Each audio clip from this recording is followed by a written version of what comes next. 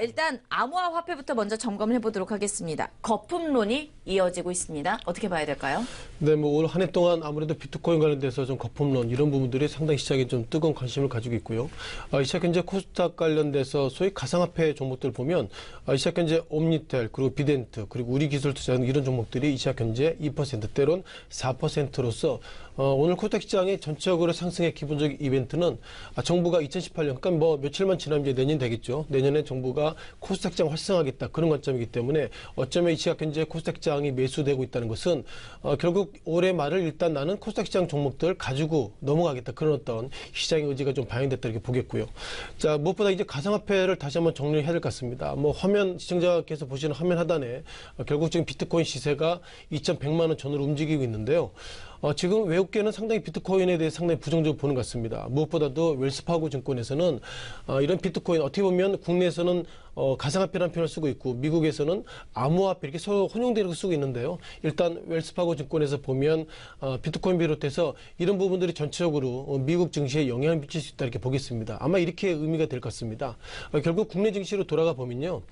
유가증시장과 코스닥시장이 상당히 좀 이렇게 흔들리기 때문에 그 돈을 다 빼서 이것을 비트코인을 가는 것이 가부간의 승부가 좀 빨리 나지 않겠나 그런 관점으로 일단 웰스파고 증권에서는 이것이 미국 증시에 영향을 미치고 있다 이렇게 좀 보이는 것 같고요.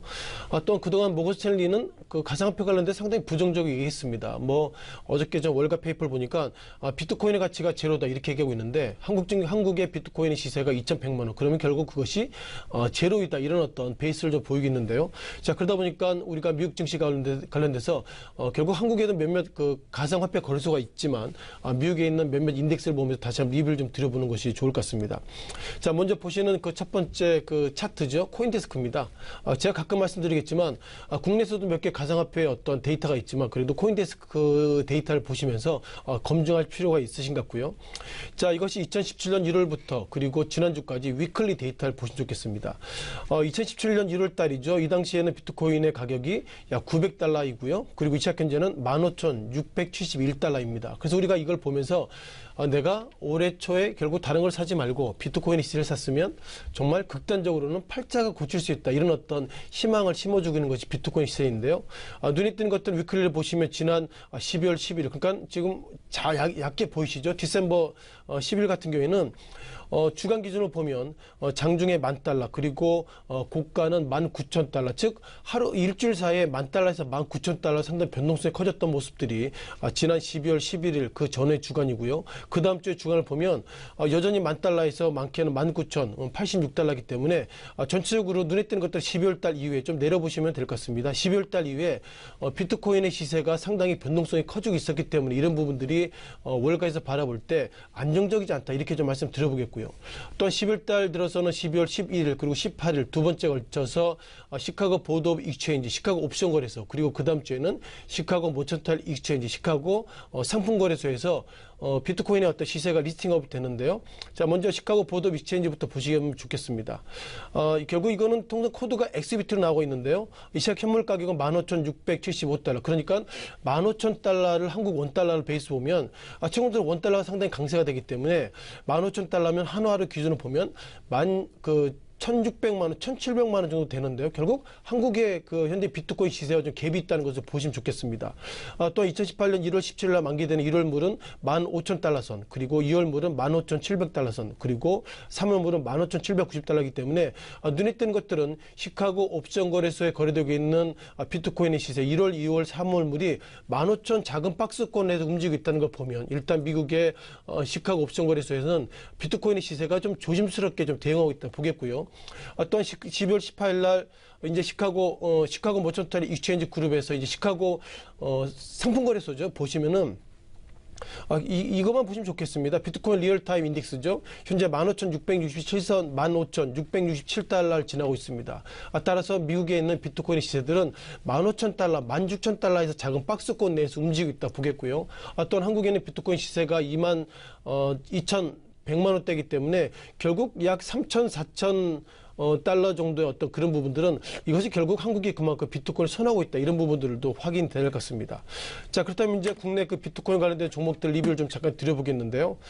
기본적으로 최근 들어서 비트코인의 시세가 많이 움직이고 있습니다. 보신 것처럼 옴니텔의 시세가 눈에 띄는 것들은 12월 19일부터는 좀 밀리고 있다고 보겠고요. 아신 것처럼 최근 들어서 12월 19일 이후에 옴니텔의 즉 비트코인 관련 시세가 예상보다 급격히 하락하고 있다 이렇게 말씀을 드려보겠습니다.